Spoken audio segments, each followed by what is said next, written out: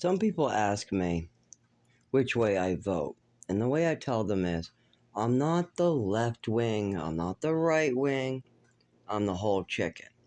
I'm not the left wing, I'm not the right wing, I'm the whole entire chicken. That's what I am. I want to see the bottom to the top. I want the failures to be fixed all over the place. And I don't like picking from the better of two evils. Now, there are good candidates. I've seen good Democrats and good Republicans. Not in my lifetime, but in the history books I have read. But I mean, they make mistakes. Even Lincoln, he had his fair doozies. The people weren't too happy with him on a many times.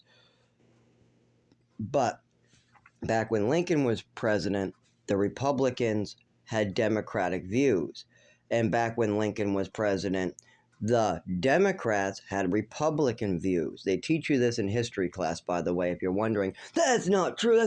No, all the history professors, every single history book you want to go through, very clearly explains how, yes, Lincoln was a Republican, but back in his time, the Republicans believed in this and this and this would all match up with the Democrats of today if you see the policies and the beliefs they actually switched over.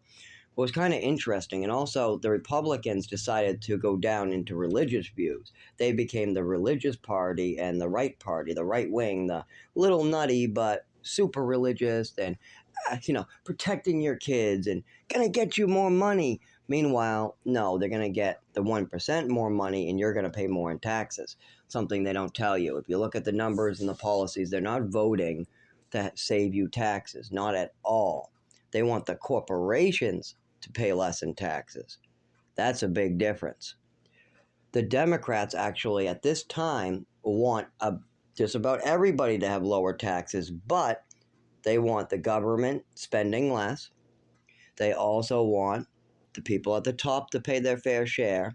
So actually, they want less taxes at the bottom, more taxes at the top. Wow, the Republican Party, if you look at the numbers and what they've actually done in the last 40, 50 years, they have lower taxes for big giant corporations.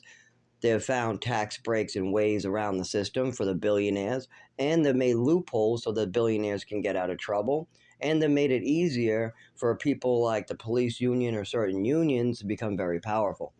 Well, that's great if you're up at the top. That's great if you're a CEO.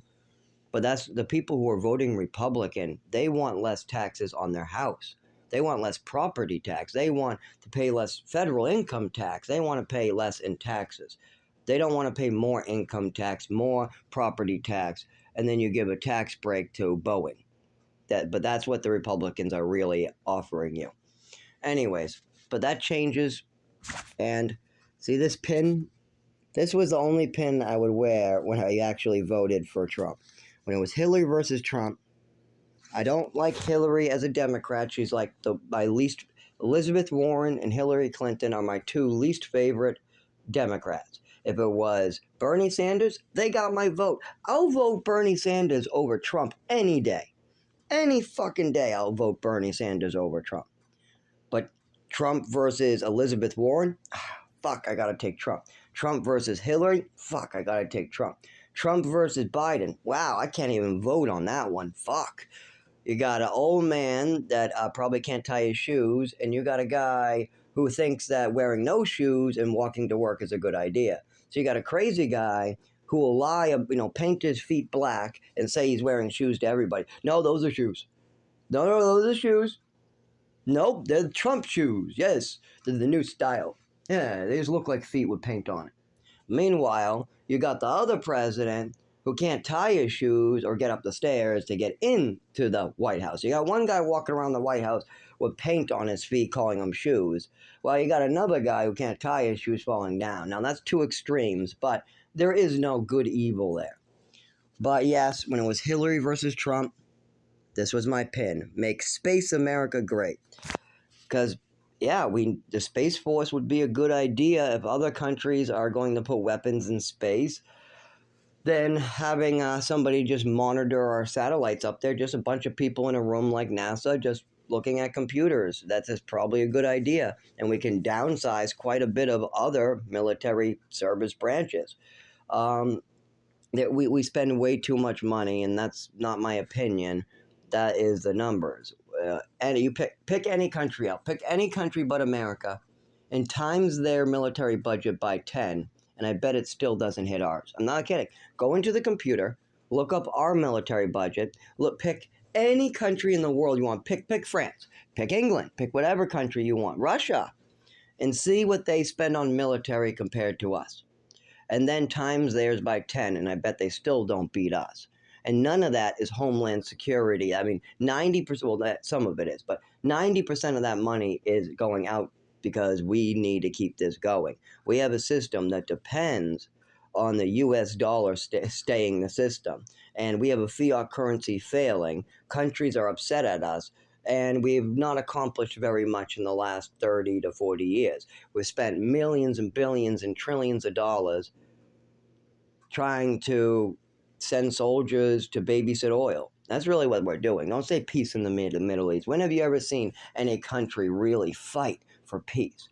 I mean, if you're fighting for peace, do you really need guns? Couldn't you just walk over and get shot? Couldn't you just send 1,000,000 soldiers over there with squirt guns and just stand there? And wouldn't that be just as effective Oh, I hate my neurological disorder. Wouldn't that work just as good as bringing in 100,000 people armed to the teeth with tanks? I mean, that's going to upset all your neighbors, and then they send soldiers, and now you got a big problem. That's not peace in the Middle East. Now you got 3 different sides with soldiers, tanks, missiles. I think it would be better just to send peacekeepers like the UN did after World War II. These are people who usually aren't trained to shoot as soon as they see something. They're peacekeepers. That's not what we really did, and you can see that they were very happy when we left.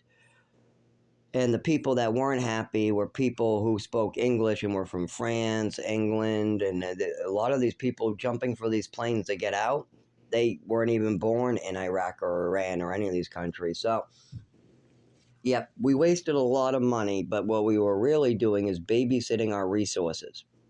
Because if you go on the maps, there's 2 big things we need to do. We need to babysit resources, but we also provide guns. There is a trackable weapons map. You can look at that too, and it shows every country that America sells weapons to, how they sell them, when they sold them, and it shows you the resources we get in return is oil. But then if they refuse to buy our guns for oil, then we'll invade 6 months later. And you see this process. There's gun sale, gun sale. They want to cut off the oil, then we, instead of sending guns to them, send soldiers with guns to their country and say we're making peace.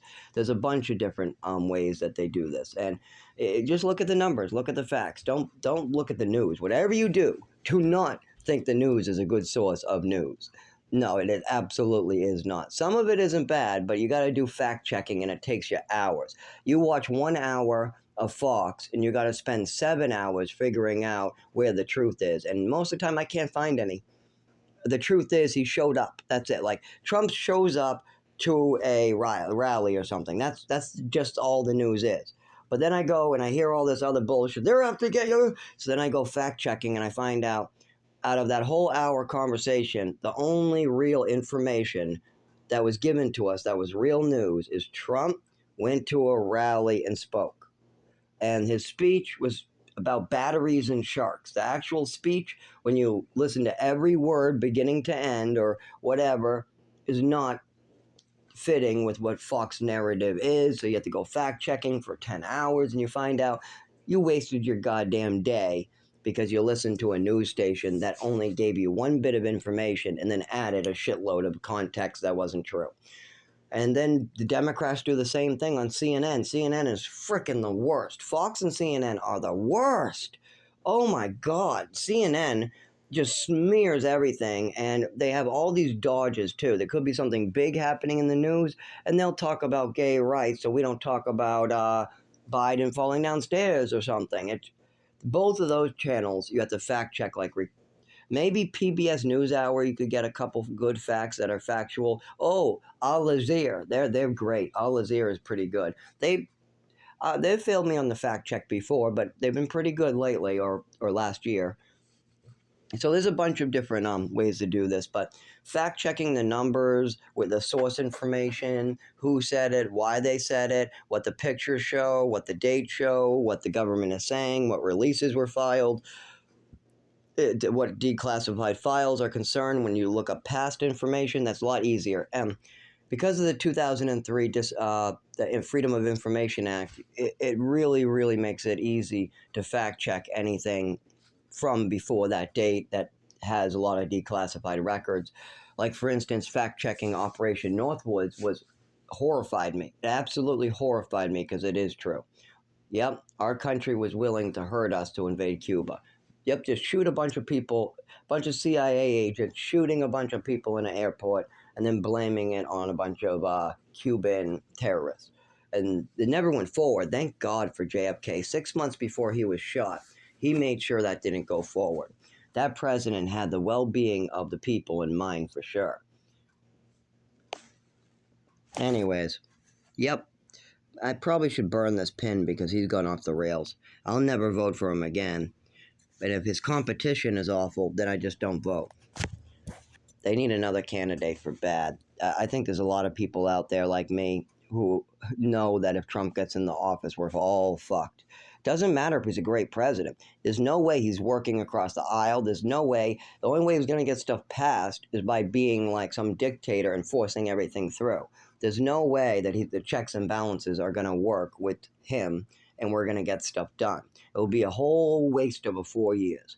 And he'll go nuts and things will go nuts. And then the next president will spend 4 years trying to fix that damage. And then the next president might be able to do something. So we'll have 8 years of hell on earth if we get Trump in office. Not because he's a great president or a bad president, because if Trump gets in the office, nothing will get passed. He wants to be a dictator about it. But why we need checks and balances. We can't have a dictatorship in America. That would be awful. You kidding me? The corporations would just do whatever they want. If you don't have $3 billion now, you're a slave. You're automatically a slave. Absolutely. We switch over to a dictatorship. Anybody under the $1 billion mark is now automatically a slave. We get to live outside in slave labor. Absolutely. If we switch to a dictatorship, boom, just done. Just done. We're done. We'd be so done. The corporations are all lined up with our food supply. The corporations are all lined up with the pharmaceutical companies. The corporations are already in with our government. So the corporations would be our leaders, our police officers, our everything. So if you want to put your life in Walmart's hands, go ahead. But I don't think that's a great idea, because if you switch to a dictatorship, Walmart will be in charge of you, your children, your kids, your finances, all of it. If you want to work 100 hours and get a house and Walmart tells you no, too bad. Walmart told you no.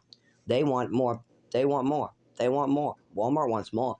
Walmart wants more. So you got to know. No. We're going to have you work 110 hours.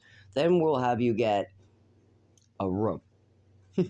So I wouldn't suggest putting corporations in charge of your children either. You think they care about your children's education? You think that Walmart is going to give your kid the best education possible? Or do you